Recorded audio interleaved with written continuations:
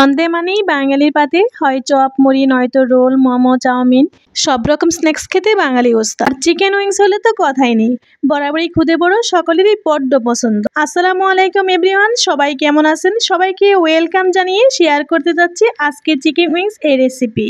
ঘরে থাকা অল্প কয়েকটি উপকরণ দিয়ে এই চিকেন উইংস এর নাম নাগা উইংস না দিয়ে কেন গোলমরিচ উইংস দিয়েছিলাম জানতে হলে শেষ পর্যন্ত দেখতে হবে, তো সাথেই থাকুন, আশা করি ভালো লাগবে। চলুন দেখা যাক আমি ঘরে থাকা অল্প উপকরণ দিয়ে কিভাবে চিকেন উইংস তৈরি করি।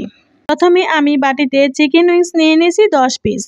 ভালোভাবে কেটে ধুয়ে রাখা 10 পিস চিকেন উইংসে আদা বাটা, রসুন বাটা, লেবুর রস, হলুদ, মরিচ গুঁড়া, পরিমাণ মতো সবকিছু উপকরণ দিয়ে ভালোভাবে মাখিয়ে নিব। চিকেন উইংসগুলো আমি যেই শেপে কেটে নিয়েছি এভাবে যে কাটতে হবে এমনটা নয়, আপনারা আপনাদের পছন্দ মতো ছোট বড় শেপে কেটে নিতে পারেন। এখন খুব ভালোভাবে মাখানো হয়ে গেলে আমি রেস্টে রেখে দিব প্রায় 30 মিনিটের মতো। ফিরে আসলাম 30 মিনিট পর। রেস্টে রেখে দিয়ে আমি এ পর্যায়ে রসুন কুচি করে নিয়েছি আর মরিচ টেলে নিয়েছি। এই মরিচগুলোকে চিলি ফ্লেক্স তৈরি করে নিব। এই পর্যায়ে আমি 1 কাপ ময়দায় পরিমাণ মতো লবণ আর মরিচ গুঁড়ো দিয়ে আমি মিক্স করে নিব। খুব ভালোভাবে মিক্স হয়ে গেলে একে একে আমি ম্যারিনেট করে রাখা আগে থেকে চিকেন উইংসগুলো একটু কুকিং করে নিব।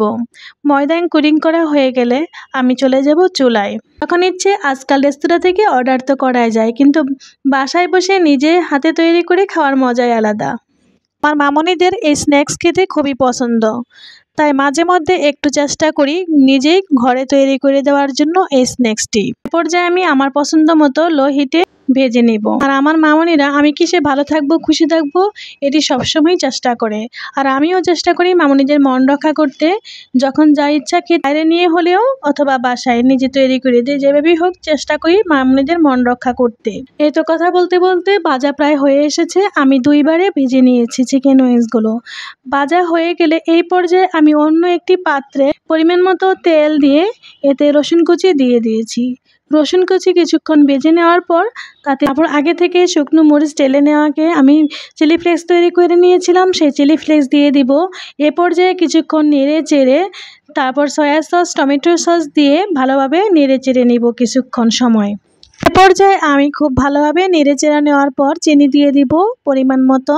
কিছুক্ষণ নেড়ে চেড়ে তারপর আমি এ পর্যায়ে দিয়ে দিব আগে থেকে চিকেন উইংসগুলো দেওয়ার পর নেড়ে চেড়ে কিছুক্ষণ পরে দিয়ে দিলাম এ পর্যায়ে আমি নাগামরিচের পরিবর্তে আমার স্বাদের কাছে এই কাঁচা গোলমরিচগুলো কুচি করে দিয়ে দিয়েছি। করে দেখবেন যে প্রথমে বলেছিলাম কেন আমি এই নাগা উইংসের পরিবর্তে গোলমরিচ উইংস নাম দিয়েছিলাম, এতক্ষণে হয়তো বুঝে গিয়েছেন। নাগামরিচ আমার হাতে অ্যাভেলেবেল ছিল না, তাই এই মরিচ দেয়া, বরং এর ফ্লেভার আরও বেশি ভালো লেগেছিল। গোলমরিচ দিয়ে চিকেন উইংস তৈরি করেছি। এই রেসিপিটির কী নাম দেওয়া যেতে পারে? চাইলে আপনারা একটা ইউনিক নাম দিতে পারেন।